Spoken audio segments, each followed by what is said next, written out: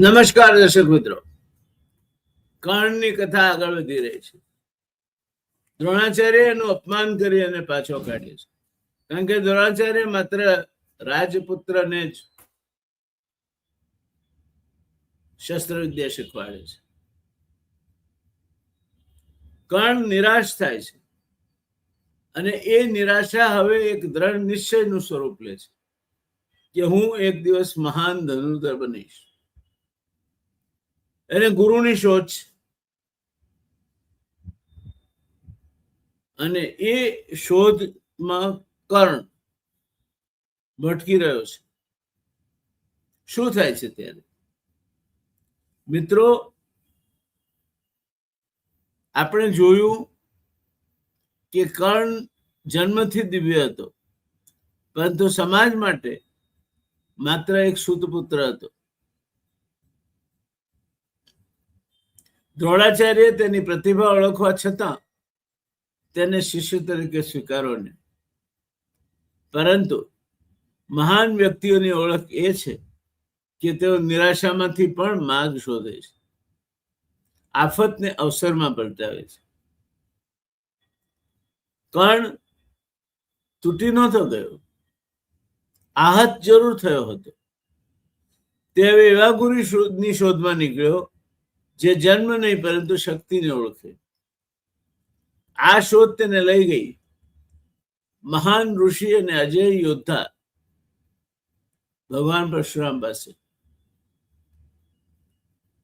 પરશુરામ સામાન્ય ગુરુ નહોતા, તેઓ ભગવાન વિષ્ણુના અવતાર હતા. તેમની પાસે શિક્ષણ મેળવવું એટલે અગ્નિમાં તપવું એક જ નિયમ હતો: ક્ષત્રિયને હું શિષ્ય બનાવતો નથી. કર્ણ મૂંઝાઈ ગયો. જો સાચું કહેશે તો શિક્ષણ નહીં મળે, અને જો અસત્ય બોલશે તો ગુરુનો વિશ્વાસ તૂટશે. અંતે તેણે પોતાની ઓળખ છુપાવી, પોતાનો પરિચય આપ્યો બ્રાહ્મણ તરીકે. આ નિર્ણય તેના જીવનનો સૌથી મોટો વળાંક બનવાનો હતો. પરશુરામે કર્ણને શિષ્ય તરીકે સ્વીકાર્યો. પછી શરૂ થઈ એવી સાધના જે સામાન્ય મનુષ્ય માટે અશક્ય હતી. સૂર્યોદય પહેલા જાગવું, ધ્યાન, શસ્ત્ર સાધના, ધનુર્વેદ, અસ્ત્ર-શસ્ત્રોના મંત્ર, માનસિક એકાગ્રતા, દિવસ પછી દિવસ, મહિના પછી મહિના, વર્ષો સુધી કર્ણે પોતાનું સમગ્ર જીવન ગુરુના ચરણોમાં સમર્પિત કરી દીધું. પરશુરામ પણ આશ્ચર્યચકિત થઈ ગયા. આવો પરિશ્રમી શિષ્ય તેમને ભાગ્યે જ મળ્યો હતો. ધીરે ધીરે પરશુરામનો વિશ્વાસ કર્ણ પર વધતો ગયો. ધીરે ધીરે પરશુરામનો પ્રેમ કર્ણ પર વધતો ગયો. તેમણે તેને બ્રહ્માસ્ત્ર સહિત અનેક દિવ્ય અસ્ત્રોના મંત્ર શીખવ્યા. એક દિવસ તેમણે કહ્યું, વત્સ, તારી એકાગ્રતા અસાધારણ છે. આ શબ્દો કર્ણ માટે સમગ્ર દુનિયાના સન્માન કરતા પણ મોટા હતા, જે સન્માન તેને સમાજે ક્યારેય આપ્યું નહોતું. આજે પરશુરામ જેવા સમર્થ ગુરુ પાસેથી આ સન્માન એને મળ્યું હતું. એક બપોરે પરશુરામ થાક્યા. આમે સહેજ ગરમીનો દિવસ હતો. વૃક્ષની શીતળ છાયામાં પવનની લેરખી એવી સરસ આવી રહી હતી કે તેમણે કર્ણના ખોળામાં માથું મૂકીને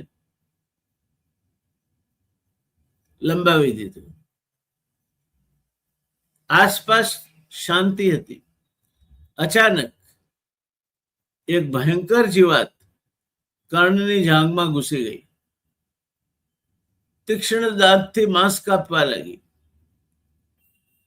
લોહી વહેવા લાગ્યું. દર્દ અસહ્ય હતું, પરંતુ જો કર્ણ હલશે તો ગુરુની ઊંઘ તૂટી જશે. તે સ્થિર રહ્યો, દર્દ સહન કરતો રહ્યો લોહી સતત વહેતું રહ્યું. થોડી વાર પછી તે લોહી પરશુરામના શરીરને અટક્યું. ગરમાટા ભર્યું લોહી જોઈ તેમની આંખ ખુલી. તેમણે દ્રશ્ય જોયું અને આશ્ચર્યમાં પડી. પરશુરામ બોલ્યા, આટલી અસહ્ય પીડા કોઈ બ્રાહ્મણ સહન કરી શકે નહીં. સાચું કહેજે, કોણ છે તું? કર્ણ હવે મૌન રહી શક્યો નહીં. તેણે માથું ચૂકવી દીધું. બધી વાત સ્વીકારી લીધી. હું બ્રાહ્મણ નથી, હું સુતપુત્ર છું. મારે માત્ર વિદ્યા મેળવવી હતી. પરશુરામનું હૃદય દુઃખી થઈ ઉઠ્યું. તેમને અસત્યથી પીડા થઈ. તેમણે ક્રોધમાં કહ્યું, તું મહાન યુદ્ધો બનશે, પરંતુ જ્યારે જીવનનું સૌથી નિર્ણાયક યુદ્ધ લડતો હશે ત્યારે તું આ દિવ્ય વિદ્યાનો મંત્ર ભૂલી જઈશ. આ શબ્દો માત્ર શ્રાપ નહોતા, આ તો મહાભારતના ભવિષ્યની ઘોષણા હતી. કુરુક્ષેત્રમાં અર્જુન સામે આ જ શ્રાપ કર્ણના જીવનનો અંતિમ નિર્ણય બનવાનો હતો. મિત્રો, કર્ણના જીવનમાંથી એક અત્યંત ગંભીર પ્રશ્ન ઉભો થાય છે. શું પ્રતિભાને જન્મથી માપવી જોઈએ? જો દ્રોણાચાર્ય કર્ણને તક આપી હોત, જો સમાજે તેને સ્વીકાર્યો હોત, તો કદાચ મહાભારતનો ઇતિહાસ જુદો હોત. એક પ્રતિભાશાળી માણસને સતત અપમાન મળે તો તે ક્યાં ઉભો રહે?